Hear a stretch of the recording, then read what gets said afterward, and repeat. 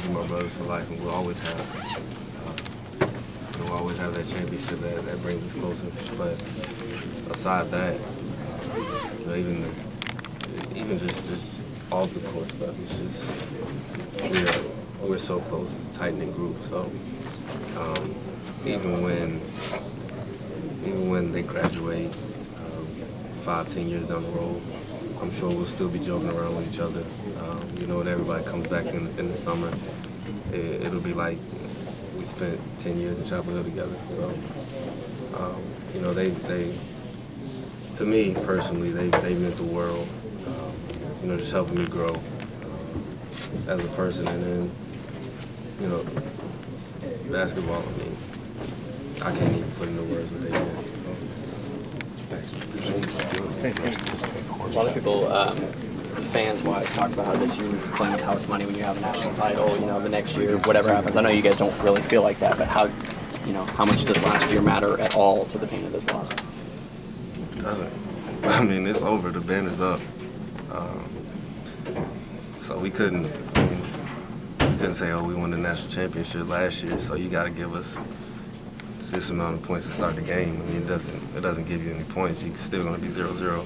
Still got to step out there and play. So that didn't help us at all. It's just it was just something that would motivate us a little bit. And I think it did. But it was one of those days for us. There's a belief by some that Roy squeezed about every drop out of this group as he could. How close do you think he was to doing that?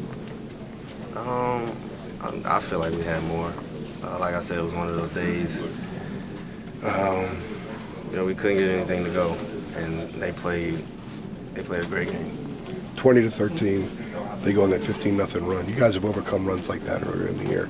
But then it goes to 19-2, and it keeps going. At what point did you realize maybe you guys were in danger? Honestly, when he took us out, at the end of the game, I was saying before, like, with this group, somehow coach makes you believe that something's going to happen that goes our way, and everything will turn around. So, coming out of halftime, we felt like, okay, we're going to make this run. We're going to run, and we're going to win the game. Even, under 4 timeout, we were like, okay, we're going to go out here and we're going to give our all and see what happens. We never lost faith. We never stopped believing. And I don't know how he does it, but that's just the mindset coach instilled in us. You've been in this room for 3 years watching Theo and Joel. Now it's over for them. Can you kind of put into words the experience of seeing those guys pretty much max out the way that they did, especially the way Theo exploded like this year? Honestly, I can't put into words. Theo's carried us at times this season. Joel's carried us at times this season. And without those two, I don't know. Like, it just wouldn't have been the same. They've been so vital to this team for 4 years. It's kind of hard to think about North Carolina without Joel and Theo. The work that A&M did on the glass today, they were getting rebounds. And you guys obviously missing shots, but it seemed like second chance points were just not happening, and they played so well in the paint. They executed their game plan.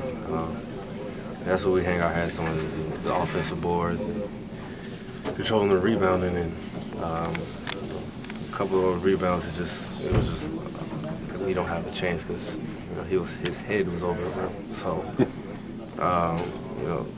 combine that with them doing a great job boxing us out, not letting us get to the offensive boards. I mean, you're gonna have a rebounding discrepancy like that.